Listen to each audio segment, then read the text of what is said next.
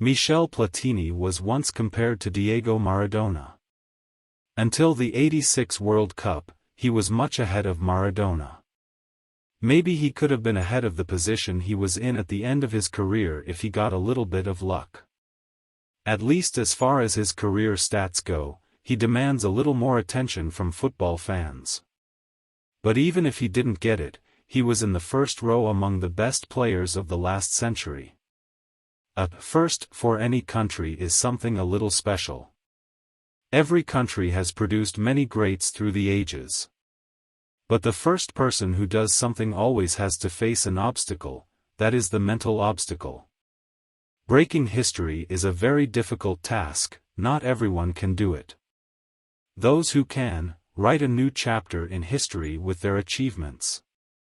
Platini started as a star at Euro 1984 after winning the previous year's Ballon d'Or. But not all stars can do justice to their names in big tournaments. As Platini did justice, that. In the first match of the group, France beat Denmark with Platini's only goal. In the next match, Platini scored a hat-trick in a 5-0 win over Belgium. In the next match, he scored another hat-trick in a 3-2 win over Yugoslavia. France faces Portugal in the semis. After a 1-1 draw, the match went into extra time. At one stage the result of the match was 2-2. Just when everyone thought that the match would go to a tiebreaker, Platini scored in the 119th minute of the match. The first goal for the team against Spain in the final also came from Platini's feet. France eventually scored another goal in the 90th minute to win the match 2-0 and clinched their first title at an international tournament. Platini is the only player in Euro history to score in every match of the tournament. In a tournament where no other player has scored more than 3 goals, scoring 9 goals without being a striker certainly demands an added achievement. Platini also holds the record for most goals scored in a single tournament in Euro history. Club football's Platini have long been well known. Juventus won their first ever Champions League in 1985.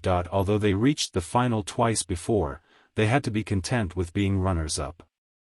Platini's contribution to their first ever European Championship was outstanding.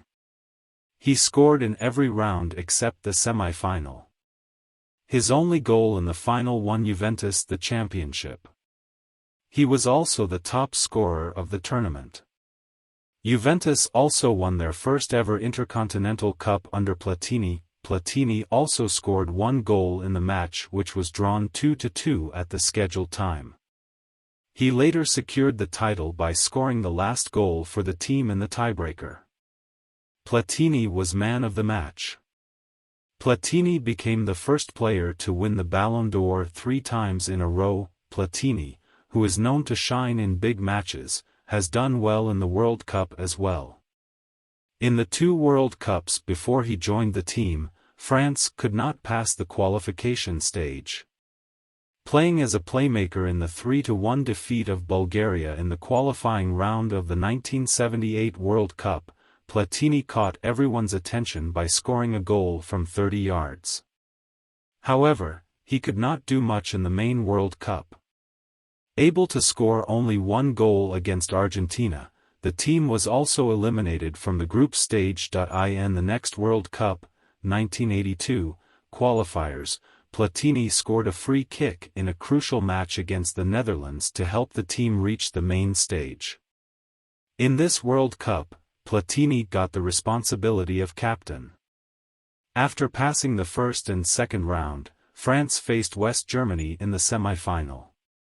This match is regarded as one of the best matches of the Football World Cup. After the match was tied 3-3 in regulation, West Germany won the match in a tiebreaker.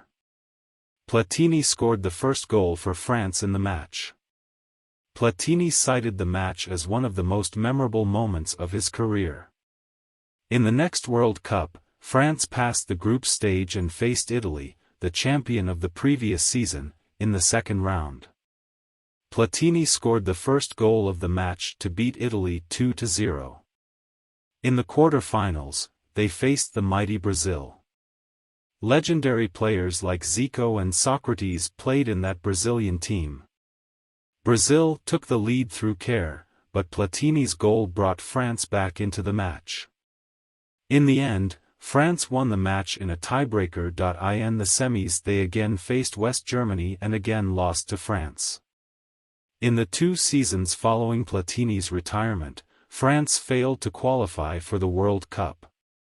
Platini did not get Golden Ball, Silver Ball or Bronze Ball in any World Cup. However, in 2014, he was ranked 10th in the list of the best players in the history of the World Cup by The Guardian newspaper.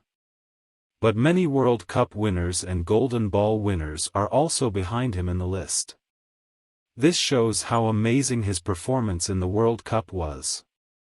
Platini was the captain in 49 of the 72 matches he played for France, scoring 41 goals for the team, which was the highest for France at one time. Thierry Henry later broke the record. However, Henry's goal average is much lower, 0.41, than Platini's, 0.57. If you want to understand Platini better, these statistics are not enough. Some idea about Platini can be found in a quote from Zinedine Zidane, who played the greatest role in later enriching the history of French football. "I always wanted to be like Platini when I was playing with my friends as a kid." Zidane may have surpassed Platini in terms of achievement, but Platini laid the foundation of the belief that, if you try you can do anything. Please subscribe. Don't forget to encourage new videos.